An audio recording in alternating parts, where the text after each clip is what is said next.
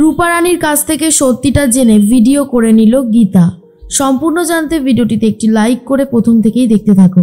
গল্পের শুরুতেই আমরা দেখতে পারি যে গীতা ভজনকে ওয়ার্নিং দিতে থাকে আর বলে, তুমি কি ওকালতি ছেড়ে এখন বুলডোজার চালাচ্ছ নাকি?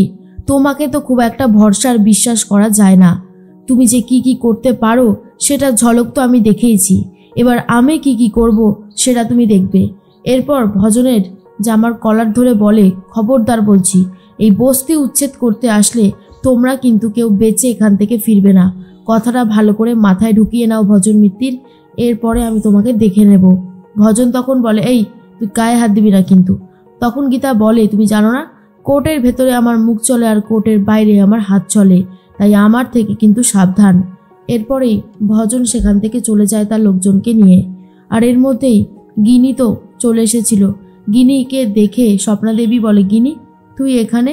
আর অন্যদিকে গীতা বলে, মা তোমরা কথা বলো, আমাকে একটু যেতে হবে।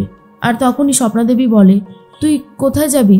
গীতা বলে, হসপিটাল থেকে একটা সিসিটিভি ফুটেজ কালেক্ট করেছি, সেই ফুটেজটা আমাকে দেখতে হবে, আর দেখতে হবে কে বা কারা পদ্মকে মারতে এসেছিল, সবটা আমাকে খুঁজে বার করতে হবে।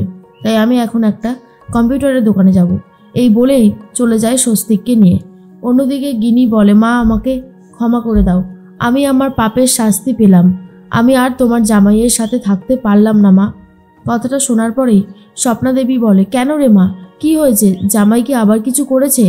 তখন গিনি বলে, ও আমাকে কখনোই ভালোবাসতে পারবে না, ও আমাকে বারবার করে এই কথাটাই বলেছে, কিন্তু আমি ভেবেছিলাম যে হয়তো সব ঠিক হয়ে যাবে, হয়তো ও আমাকে একদিন মেনেও নেবে, কিন্তু সেটা সম্ভব নয়। ও আমাকে আর মানতে পারবে না, আমাকে ও ভালোই বাসে না। তাই আমি ভাবলাম আমি আর ওই বাড়িতে পড়ে থেকে মার খাবো না, আমি এখানে আসব, আমি এখানে এসে নিজের একটা পরিচয় তৈরি করব, যা ভুল করেছি করেছি, আর কোনো ভুল করব না। তখনই স্বপ্নাদেবী বলে, আমার মেয়ে দুটোর কপালটা কি এতটাই খারাপ? তখন গিনি বলে, কে বলেছে? তোমার ছোট মেয়ে গীতা, ও একাই 100, ও কি করতে পারে তোমরা এখনো জানো না। ওর ক্ষমতা অনেক বেশি, ও সবাইকে খুশি করতে চায়, আর এই দুনিয়া থেকে সমস্ত পাপকে ধুয়ে মুছে সাফ করে দিতে চায়, অন্যায়কে আর রাখতে চায় না।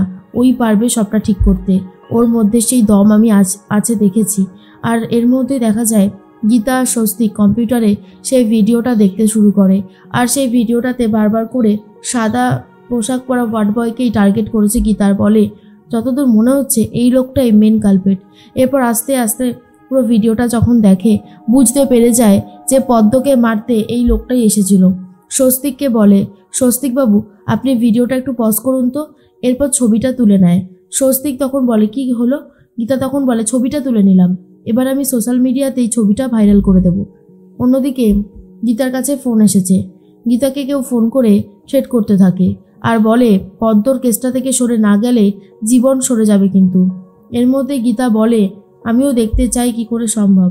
কল রেকর্ডিংটাও রেকর্ড করে নেয় আর ফটোটাও সোশ্যাল মিডিয়াতে ভাইরাল করে দেয়। এরপর স্বস্তিক বলে, এরপর কি হবে গীতা? গীতা বলে, ছবিটা দেখে কেউ চিনতে পারলে নিশ্চয়ই আমাকে জানাবে, আর তারপরেরটা পরেই দেখা যাবে। আর আমি যদি খুব ভুল না হই 5 মিনিটের মধ্যে এক্ষুনি আমাকে বড়বাবু ফোন করবে। বলতে বলতে বড়বাবু ফোন করেছে আর বলে, অগ্নিকন্যা এসব কি হচ্ছে? আপনি ওই ছবিটা ইন্টারনেটে ভাইরাল করে দিয়েছেন কেন? গীতা বলে, কেন দেব না বলুন তো বড়বাবু, আমি যেটা করেছি সেটা একদম ঠিক করেছি।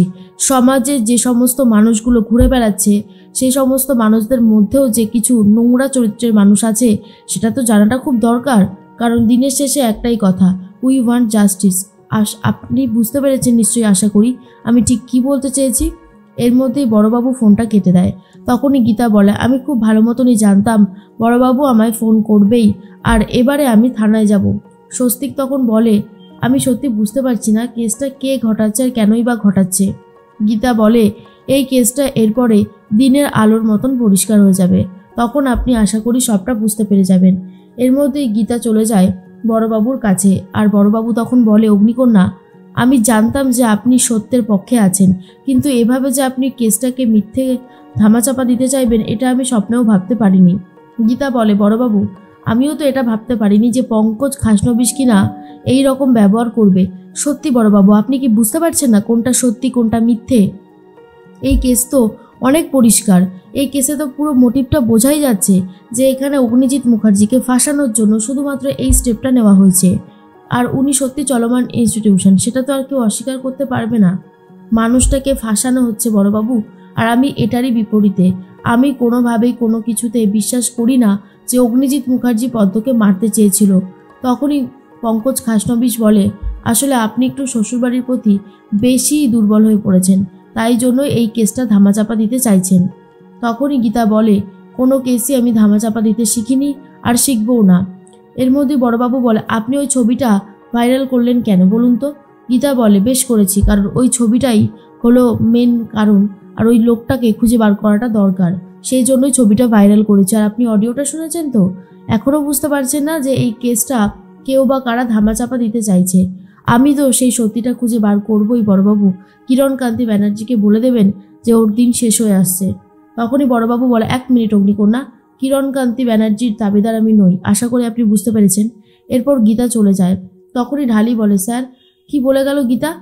আপনি কিরণকান্তি ব্যানার্জির দাবিদার? এরপরই বড়বাবু বলে, চুপ করো, একদম চুপ, বেশি কথা বলবে না, বুঝতে পেরেছো? অন্যদিকে রূপারানী ফোন করেছে কিরণকান্তি ব্যানার্জিকে আর বলে, কি হলো স্যার, আপনি তো আমার অ্যাকাউন্টে টাকা পাঠালেন না। আপনি তো বলেছিলেন কাজ হয়ে গেলেই টাকাটা পাঠিয়ে দেবেন। কাজ তো হয়ে গেছে, অনেক দিনই হয়ে গেল, তাহলে আপনি টাকাটা দিচ্ছেন না কেন? কিরণকান্তি বলে, এই শোনো, টাকা টাকা করে চিৎকার করো না, বড্ড বেশি তুমি চিৎকার করছো, বলেছি তো দেওয়া হবে। এর মধ্যেই ভজন এসে বলে, কে ফোন করেছে? আর তখনই কিরণকান্তি বলে, রূপারানী। এরপর ভজন নিজে কথা বলতে শুরু করে আর বলে, কি হয়েছে? রূপারানী বলে, কি হয়েছে মানে? টাকাটা তো এখনো অ্যাকাউন্টে পেলাম না, টাকাটা দিন। ভজন বলে, ঠিক সময় পৌঁছে যাবে, ফোনটা রাখো। এই বলেই ফোনটা কেটে দেয়। রূপারানী বলে, ভালোই হবে, অনেক মজা হবে, অনেক টাকা পাবো। এর মধ্যেই একটা ফোন আসে আর বলে, আমার আয়া লাগবে। তখন রূপারানী বলে, 12 ঘন্টা না 24 ঘন্টা? তখনই সে বলে, আপনি আগে আসুন, আপনার সাথে কথা বলে ফাইনাল করব। এর মধ্যেই রূপারানী বলে, বাহ, আরও একটা অর্ডারও চলে আসলো, খুব ভালো, আমার তো এখন টাকায় টাকা। এর মধ্যেই চলে গেছে সেই অ্যাড্রেসে আর গিয়ে দেখে গীতা দাঁড়িয়ে আছে, আর সেটা দেখার পরেই চমকে গেছে আর বলে, তুমি এখানে কি করছো? গীতা বলে, আমি তো আপনাকে ফোনটা করেছিলাম, আর দেখুন আপনি চলেও এসেছেন। এর মধ্যেই রূপারানী বলে, আমি বাড়ি যাব, আমার ভালো লাগছে না এইসব। গীতা বলে, কিরণকান্তি ব্যানার্জির সাথে যোগাযোগ হয়ে গেছে? কত টাকার ডিল হয়েছিল? এরপর এই রূপারানী বলে, তোমার সাহস দেখে আমি অবাক হয়ে যাচ্ছি, আমার যে কিরণকান্তি ব্যানার্জির সাথে যোগাযোগ আছে সেটা তুমি কি করে জানলে? এরপর পুরোটা গীতা ভিডিও করে নেয় আর বলে, ব্যাস, কাজ হয়ে গেছে, আপনি নিজের মুখেই স্বীকার করলেন কিরণকান্তি ব্যানার্জির সাথে আপনার যোগাযোগ আছে, এবারে বাকিটা আমি করে দেব। আর এইসব শোনার পর রূপারানী ভয় পেয়ে যায়, বুঝতে পারে তার একটা গন্ডগোল হচ্ছে, তাকে গীতার সামনে অন্তত মেপে মেপে কথা বলতে হবে, না হলে সে ধরা পড়ে যাবে।